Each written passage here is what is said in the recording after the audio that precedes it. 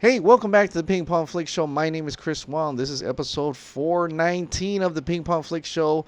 Sorry I didn't have a video last night, working late. But there has been a ton of the Batman news that have dropped this week. Let's start from the top of what I wanted to talk about yesterday. This is from Geeks Worldwide. Costume designer Jacqueline Duran is now on board Matt Reeves' The Batman. Recent credits include Macbeth, Beauty and the Beast, and Darkest Hour.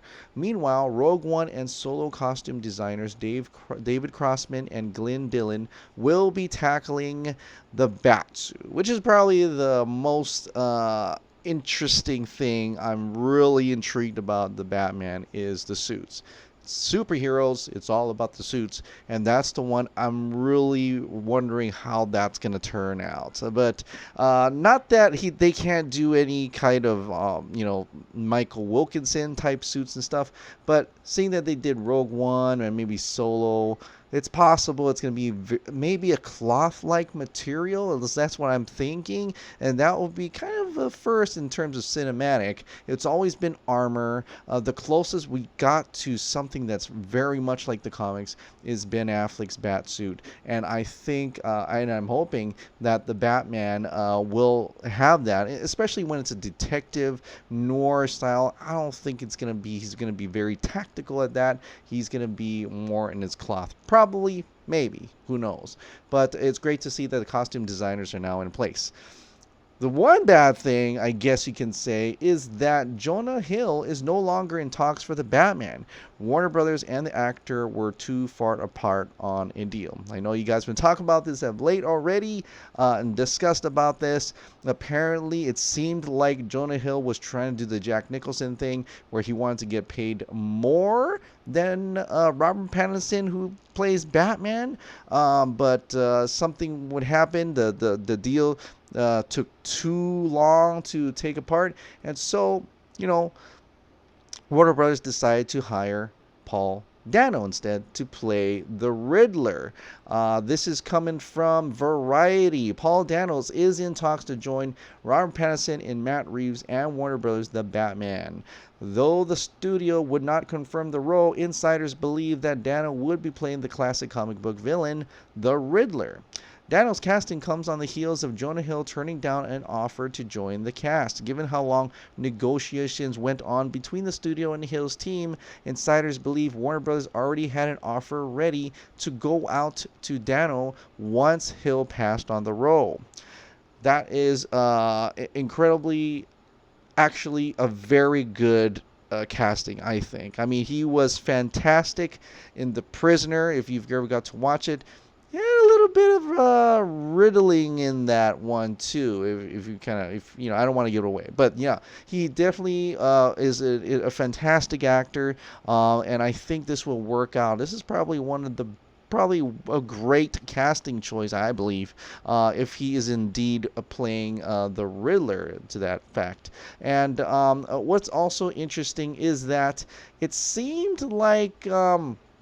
Some sources have said that Jonah Hill actually was supposed to play, or at least Matt Reeves thought Jonah Hill should play Penguin, which a lot of us thought, but he wanted to play the Riddler, and that wasn't what Matt Reeves had in mind for the Riddler. So it didn't work out for Matt Reeves, and Matt Reeves decided to say no, let's move on. And Paul Dano was the next choice into they play that role. But now Warner Brothers is really looking towards to get somebody to play the Penguin along with the other villains in this story. But the main three, it is apparently Catwoman, Riddler, and Penguin, a trio of heroes going against or giving the Batman a hard time at that. But just for people who want to know a little bit about Robert Pattinson's The Batman, he does tease the Batman a little bit. He does discuss a little bit about playing the Batman. This is his words that he had to say. Robert Pattinson had discussed playing Batman, and Matt Reeves aptly named the Batman. The former Twilight actor, who has enjoyed critical success thanks to his roles in Good Time, High Life, and most recently The Lighthouse, is returning to blockbusters for the superhero outing. It's an entirely different experience from the movies I've been doing, the actor told the New York Times.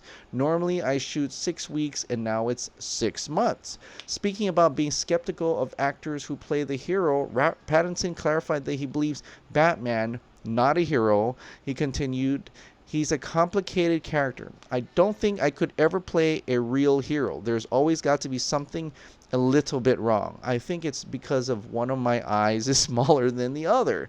Asked about why he wants to work with director Matt Reeves, the actor said he loves the filmmaker. Batman's a dope character, he said. His morality is a little bit off. He's not the golden boy, unlike almost every other comic book character. There's a simplicity to his worldview, but where it sits is strange, which allows you to have more scope with the character. And so that is a fantastic viewpoint, I think, for him to capture in the Batman. And it goes to show a little bit about what Matt Reeves has in mind for the Batman. Someone who is not just a plain hero. You know, it's not going to be a colorful film. There's going to be that morality in place, almost kind of like the Joker, you know, a little bit. But, you know, also what Ben Affleck as Batman was trying to accomplish as well. That morality factor. And I really enjoyed this. Even the parts in Christian Bale's Batman had those aspects as well, especially in The Dark Knight when he was going against the Joker. There was that part where, like, do I kill him or do I not, and things like that. And I think this is a fantastic look on that. And I'm really interested, really intrigued to see Robert Pattinson, who really wants to do more like a character study type of films. And like you said, this is different. It's 6 months instead of shooting 6 weeks.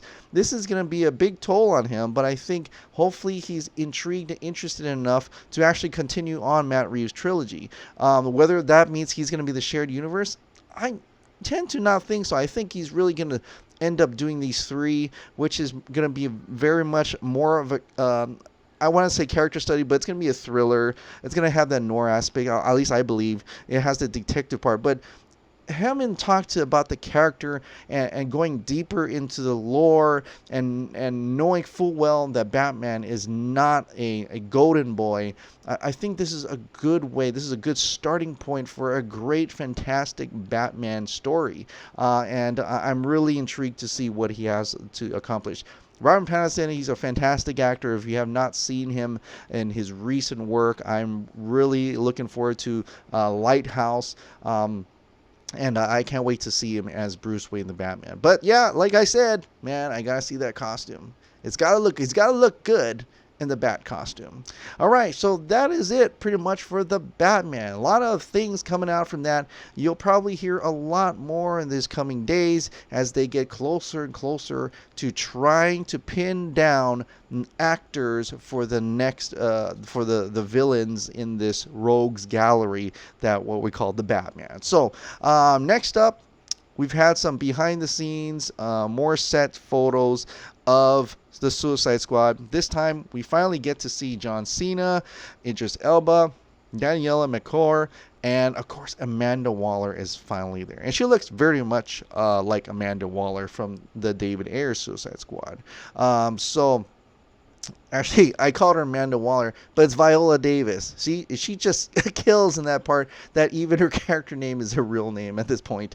But Viola Davis is right there as Amanda Waller. And they're reporting that Idris Elba is indeed playing Vigilante, which is, for a lot of people who are kind of disappointed that he should have been a different role for that. But it seems like that may be the case. John Cena is indeed playing Peacemaker, and of course, Danielle Melchior is Ratcatcher. They look like they're in this prison outfits. I don't want to assume things, but I'm pretty sure Amanda Waller, something went wrong with that first mission, and she's recruiting the next Suicide Squad team, which includes these 3 people right here, and probably at, I don't know where they're being held at, Supermax or Arc, wherever. But they apparently she is just like the first Suicide Squad. convincing them or manipulating them to join her Suicide Squad on a suicide mission. And so it's great to see Viola Davis back as Amanda Waller. This really does look more and more of an actual sequel than a reboot, but I could be wrong. We'll see in coming days and weeks. As we see probably more set leaks going to come out, and maybe we'll learn a little bit more about the Suicide Squad from James Gunn. The next one is Aquaman 2 seems to begin filming in 2020. Jason Momoa confirms this on Esquire. He teases that he had a lot of creative input. He said this: "I came in with a big pitch. I came in with the whole thing mapped out, and they loved it." So I gotta believe that what he's talking about here is that he probably made a pitch over at Warner Brothers. Maybe even that video he was running down the hallway really happy. He probably gave a huge pitch, and Peter Safran and Walter Amada and them, they all like loved it and says, "Go do it. You made us $1 billion. Go and do what you want." But with it's still gonna have a little bit of director input, but it's great to see that the actor is ecstatic, enthusiastic about it, and he knows his character very well. He knows where his character is supposed to go, where to go next. So I'm really excited to see that he's still in it, and really excited about it. It kind of reminds me of what possibly happened to Ezra Miller as well. We haven't confirmed that yet, but possibly Ezra Miller had a meeting and with Andy Muschietti and decided, this is the way I want this thing to go. This is the way I feel my character should go, and that the studio accepted both interestingly, both the director and the actor's idea of where to go with this character, and then going full throttle with that. I just hope that in the future they could do the same thing with Henry Cavill and say whoever directs a Superman next, that they agree all together, and going forward, that's the movie that they're going to make. So I'm kind of really happy for Jason Momoa here. I'm sure he's got a lot of deals. He's got Dune, he's got Aquaman 2, and hopefully with his all that pressure and all that input, and that Warner Bros. Love him so much that they will listen to him, and he helps Zack Snyder release the Snyder Cut indeed. So, but speaking about cuts and different cuts, David Ayer actually joined Instagram, and that's really cool. And I'm really happy that he's going out in social media and stuff like that. And one of the first things he posts on Instagram is Jared Leto's Joker, one of the early pictures of Jared Leto as Joker. And in a way, I'm wondering if he's really, pushing that release the Ayer Cut, and I think we should also push to release the Ayer Cut as well.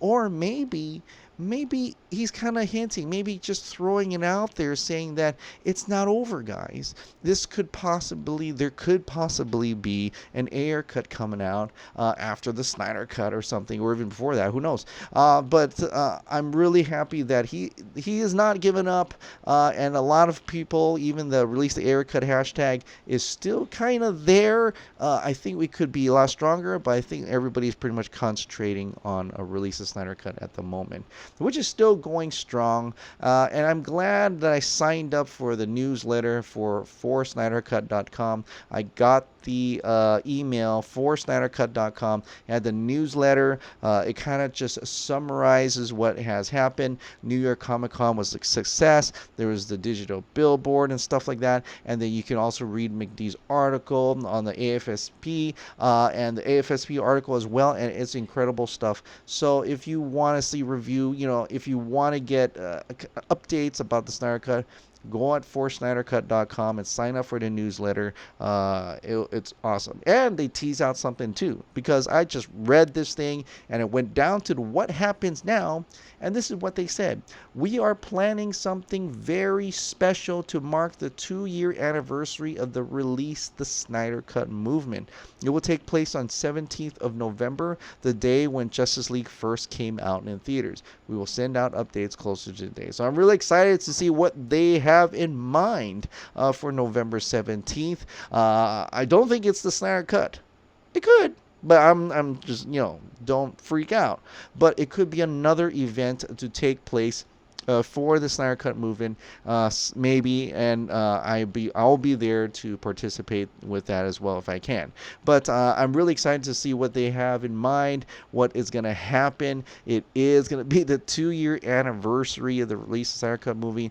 2 years since the day that Justice League first came out, and we realized this was not Zack Snyder's film. And from that day, maybe a few days for me, we started to champion the Snyder Cut movement. I've been talking at great length, and we're gonna keep talking about it. We're gonna keep, going to Warner Brothers and asking them to release the Snyder Cut until they finally do. And I think we're doing it. We're doing what we need to do.